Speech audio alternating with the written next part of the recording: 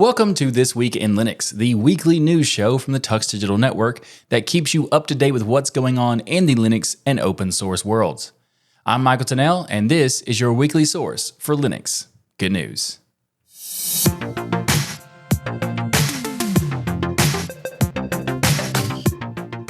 This episode of TWIL is sponsored by Linode and by Bitwarden. The LXQt team have released the latest version of this desktop environment with LXQt 1.3. For those unfamiliar, LXQt is a lightweight Qt-based desktop environment, or Qt for those who know it as Qt, that is most known for trying to be a balance of as much features as possible while also staying as minimal and lightweight as possible. LXQt 1.3 brings a variety of improvements such as smooth scrolling to all view modes for LXQt's file manager and library. Qterminal has seen fixes including better Wayland support. There's improved window management, detection, and system tray handling for the LXQt session. There's been translation updates and various other enhancements.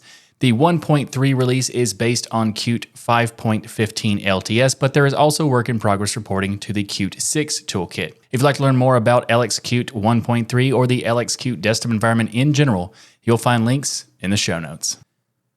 This week, we saw some interesting news shared for the roadmap of what will be KDE Connect 2.0. I'm a big fan of the work that KDE does, and especially of the KDE Connect project. KDE Connect is a great piece of software that allows you to integrate your Linux desktop with your mobile device. Now, KDE Connect works basically on every Linux desktop environment.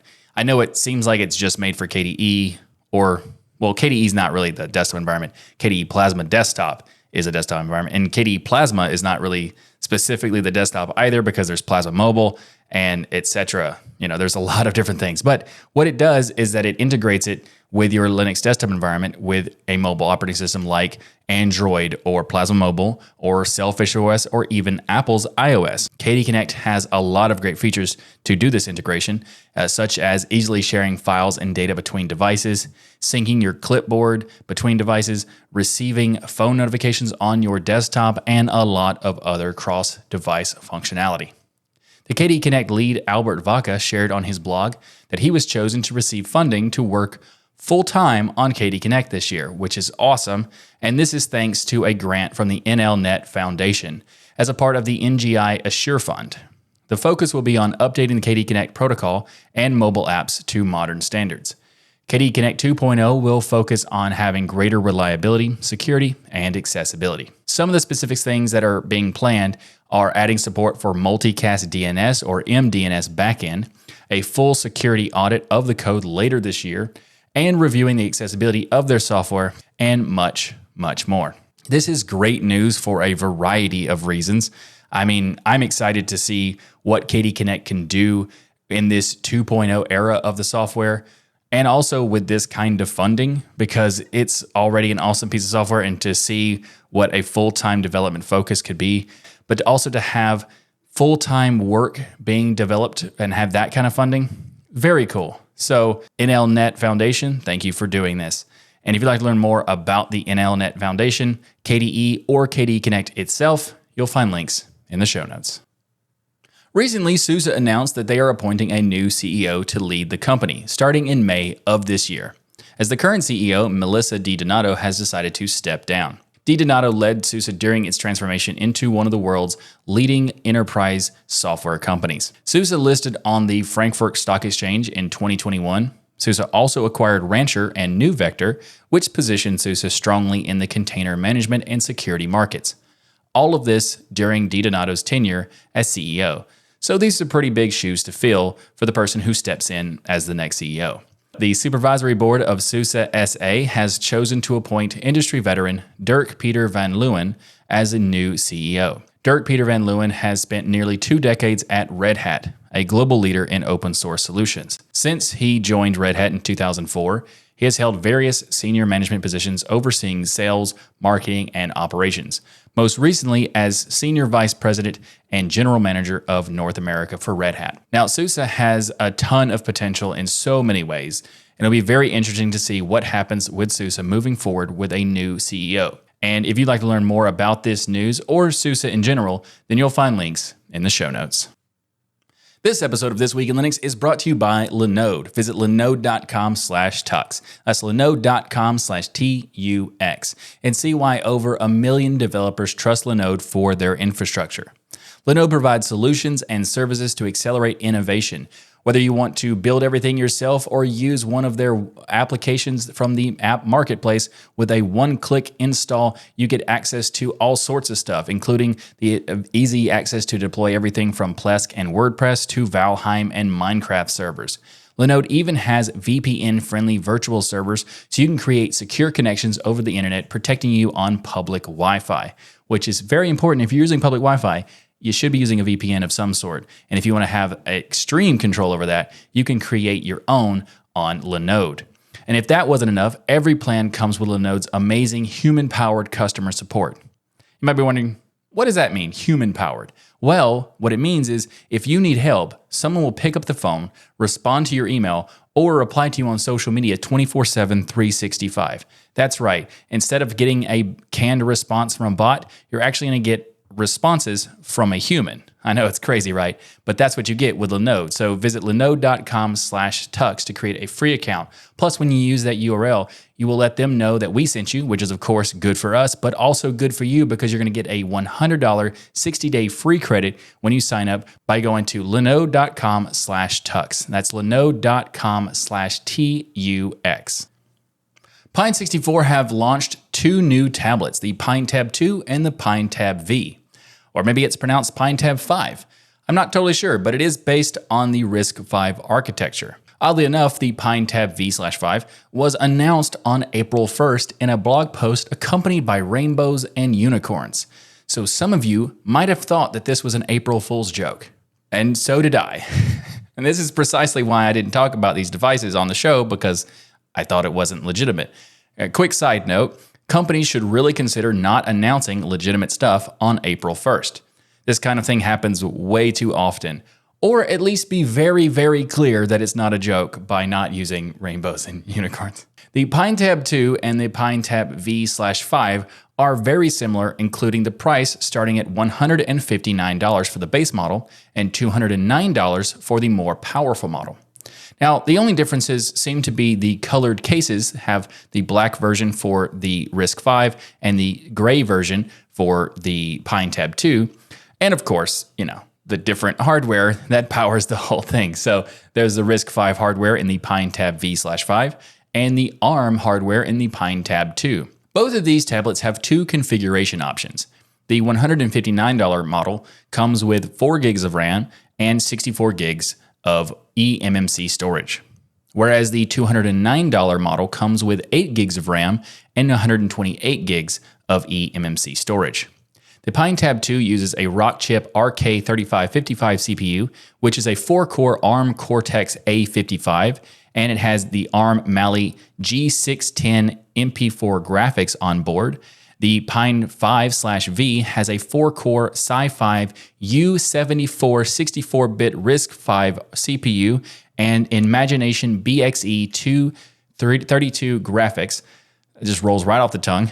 Both of these tablets come with a 10.1 IPS touch display, 2 USB-C ports, a micro HDMI port, a 3.5mm audio jack, and a micro SD card slot, as well as front and back cameras.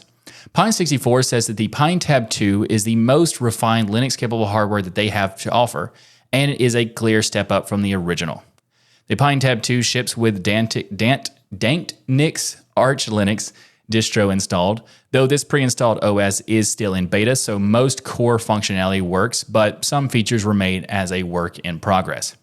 Now, Pine64 says that the PineTab-2 is ARM-based, ships with working software, has solid Linux support that will only get better with time, and has an already established community of developers. So if you are interested in something like this, you'll find links to pre-order in the show notes.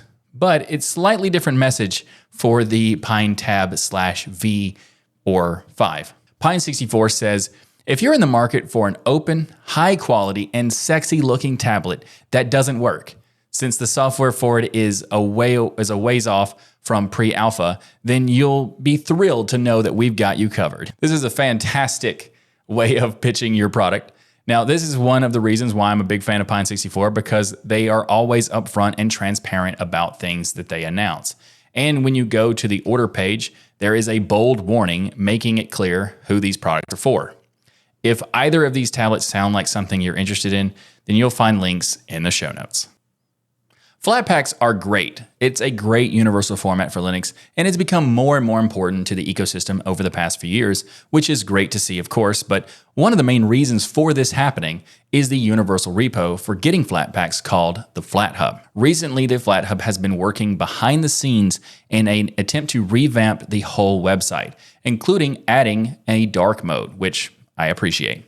Well, it's not really behind the scenes actually all that much, because you can just simply go to the beta section of the website and see the progress of what they've been working on, which is beta.flathub.org.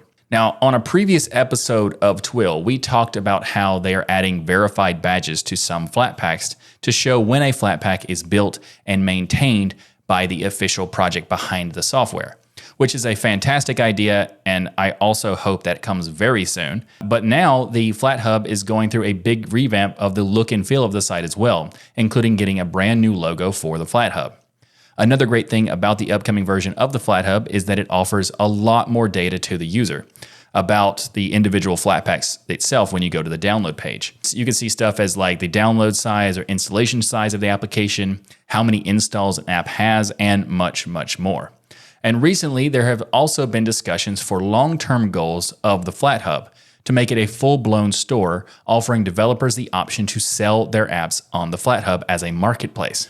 I think this would be a wonderful thing to see, because that will make the Flatpak or format itself much more appealing for developers to use and publish their software on Linux, and it also makes the Flathub more appealing as well for them. So I hope to see this happen for the Flathub sooner rather than later. Now, there's not been an announcement exactly when the new Flathub beta will become the main version, but be sure to subscribe to this show, and I'll keep you up to date with what's going on in the Linux world and this topic, of course. In the meantime, you'll find links in the show notes to check out the beta version. digiKam 8.0 was released this week, and there are some fairly big improvements to this open source and cross-platform professional photo management software. The most notable change in this release, and possibly the biggest difference for 8.0, is the porting to the Qt 6 application framework. Though digiKam 8.0 is still compatible with the Qt 5 API as well. There have been many improvements made to various image formats, including the image formats JPEG, XL, WebP, and AVIF can now be used everywhere in digiKam to export your data using lossy compression or lossless. For example, when you import new items from a camera, a post-process conversion from JPEG to a safety lossless container can be done in the background. digiKam 8.0 also adds support for float 16 or half-float images in the TIFF loader, and added a new tool to perform OCR over scanned text, which is based on the very powerful Tesseract engine. Now, one more thing I wanted to mention for this release is the brand new online documentation site that they launched, as it contains an extensive amount of information on how to use digiKam, and with a powerful application like this, documentation is very important, so I was really happy to see this happen. Now, digiKam has had good documentation for a very long time, but this new website makes the experience of finding that information much better and just more organized and all that sort of stuff. So really nice to see that. If you'd like to learn more about digiKam 8.0, then you'll find links in the show notes. This episode of This Week in Linux is brought to you by Bitwarden. Get started right now with your free account at bitwarden.com/tux. That's bitwarden.com/TUX. Bitwarden is an awesome piece of software. It's a password manager that allows you to have peace of mind knowing that your online accounts are secure. How does it do it? Well, Bitwarden provides you with tools to store all of your passwords in a secured vault, auto-generate those passwords for you, even automatically generate usernames, so you can skip all of that. You don't even have to worry about any of that either. And it also allows you to automatically fill in passwords on login forms, so you don't have to do any of this stuff, which is wonderful because I have a ton of complicated passwords and I don't have to remember them. That's why I use Bitwarden. Well, that's not the only reason. There's tons of reasons. For example, you have access to all your data across many different types of devices, such as your web browser, mobile applications, desktop applications, or even on the command line. Bitwarden seals and encrypts your private data with end-to-end encryption as well before it ever leaves your devices, so you know you're the only person with access to your data. So go to bitwarden.com/tux to get started. Did I mention you can get started for free?